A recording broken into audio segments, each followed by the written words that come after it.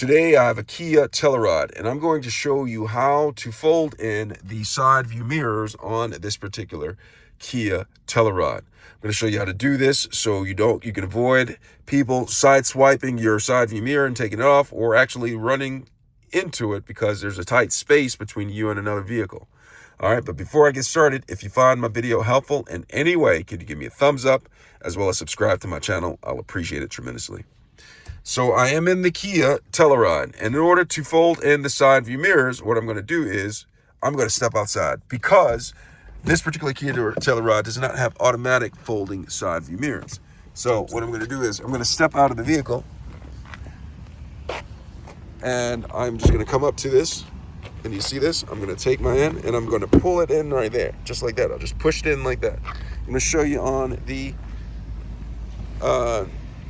passenger side. Just take this, and I'll just take this and just push it in there. Now, in order to unfold it, I'm going to show you how to do that. First, I'm going to go back over to the driver's side, and on the driver's side, I'm just going to go ahead and take my hand and pull it towards me,